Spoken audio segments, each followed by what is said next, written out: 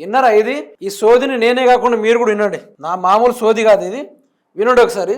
రేవంత్ రెడ్డి గారు అతి తొందరలో జాతీయ లెవెల్లో లెజెండ్ అయ్యే అవకాశం ఉంది, గుర్తుపెట్టుకోండి మీరు. జాతీయ లెవెల్లో భారతదేశానికి లెజెండ్ అయ్యే అవకాశం ఉంది. అది మీరు తలకాయ బాదుకున్నా కూడా అది మీరు ఆపలేరు. చేద్దాం పిఎం చేద్దామంటారా?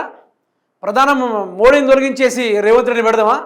జాతీయ లెవెల్లో మంచి నెంబర్ 1 అవుతాడు. ఎందుకు కాడు? అందరం కలిసి మళ్ళీ ఒకసారి ఓటేద్దాం. ఎందుకంటే తెలంగాణలోకి కేంద్రంలో కూడా ఓటేయడానికి హక్కు ఉంటుంది. ఆడ కూడా వేసొద్దాం. ఆడ కూడా వేసి రేవంత్ రెడ్డి గారిని పైన స్థానంలో కూర్చోబెట్టి ఉంచుతాం. రాబోయే రోజుల్లో జాతీయలోనే అతిపెద్ద నాయకుడు అన్నట్టు. ఎట్లా అంటే విప్లవ చెగువేర లెక్క, ఒక అలెగ్జాండర్ లెక్క ఆయన ఒక విప్లవాన్ని మొదలుపెట్టి ఏ విధంగా లూటింగ్ చేయాలి అని చెప్తాడు. దానికి ఉందో ఓ బ్యాచ్. ఎట్లాంటి బ్యాచ్? మందుల సామ్యాల్ గారు తెలుసు కదా. ఈయన నియోజకవర్గంలో ఈయన ఇసుక రవాణా మీ అందరికీ తెలిసిందే. హల్చల్ మామూలు కాదు. మొత్తం పెద్ద పెద్ద లారీలు 3000కు పైగా లారీలు పెట్టి ఇసుక బ్రహ్మాండంగా తరలిస్తూ ఉన్నాడు. ఆయనకు ప్రభుత్వ నిధులు వచ్చినా రాకున్నా, ప్రజల నుంచి పనులు వచ్చినా రాకున్నా ఆయన జేబు మాత్రం బ్రహ్మాండంగా నిండుతుంది. అది ఆయన బాగుపడతా ఉన్నాడు.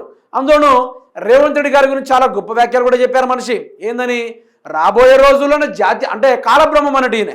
కాలబ్రహ్మం గారు చెప్తారు కదా, జరగబోయేది చెప్తాం, జరిగేది చెప్తాం, జరిగి రాజ్యభోగాలను కూడా మేము వివరిస్తామని చెప్పి ఏ విధంగా ఆయన చెప్పిండో ఆ విధంగా ఈరోజు మందుల సామ్యాల్ గారు ఒకరోజు కాలబ్రహ్మం లెక్క తయారైనమాట. ఆయన చెప్పినట్టుగానే ఈయన వల్లుతా ఉన్నాడు అన్నట్టు. ఈయన వల్లుకుంటే ఏమంటా ఉన్నాడు? ఏదో ఒక రోజు ఆయన సీఎం పిఎం అవుతాడు. ఆయన ఆషామాష మనిషి కాదు.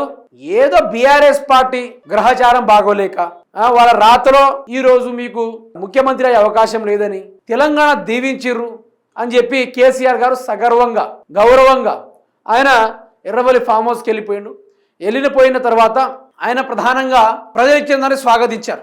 రేవంత్ రెడ్డి అనేటోడు ఉద్యమాలు చేసిండనో ఏదో చేసిండను కాదు. ఆల్టర్నేట్గా ఏ పార్టీ ఉంది? ఇప్పుడు మనం ఒక రూమ్లో వెళ్ళాలంటే ఆ రూమ్ రద్దీగా ఉంటే ఒక రూమ్ పక్కకి వెళ్ళాలంటే ఖాళీగా ఉండాలి. అట్లా ఆల్టర్నేట్ చూసుకున్నాడు తప్ప ఏదో చేసిర్రని మీ ముఖాలు ఎవరికైనా తెలుసా? ఫస్ట్ ఈ మందుల సామ్యాల్ అనే వ్యక్తి ఎవరికైనా తెలుసా? మందుల సామ్యాల్ అనే వ్యక్తి ఇంటి పక్కన కూడా తెలియదు మందుల సామ్యాల్ గారు. అట్లాంటిది ఈరోజు తెలంగాణ మొత్తంలో రేవంత్ రెడ్డి అంటే కూడా తెలియదు. ఏదో ఆల్టర్నేటివ్ ఉండడానికి గెలిపించారు అంతే తప్ప ఏది కూడా లేదు. ఈ కాంగ్రెస్ వాళ్ళు ప్రతిసారి ప్రెస్ మీట్ పెడతారు. మరి మీరు ఎప్పుడైనా పర్కెప్ట్ ఎన్నిక గురించి మాట్లాడిరా? అంత తెలివి ఉందా? అంత లెక్కలొచ్చా మీకు? అంత సబ్జెక్ట్ ఉందా? మీ నియోజకవర్గంలో రోడ్ల వ్యవస్థను ఎప్పుడు చెక్ చేశారా? సెంట్రల్ నుంచి ఎంత ఫండింగ్ వస్తుంది, స్టేట్ నుంచి రోడ్ల మీద ఎంత ఎస్టిమేట్ వేసి ఫండింగ్ వస్తూ ఉందని దానిపైన మాట్లాడతారా?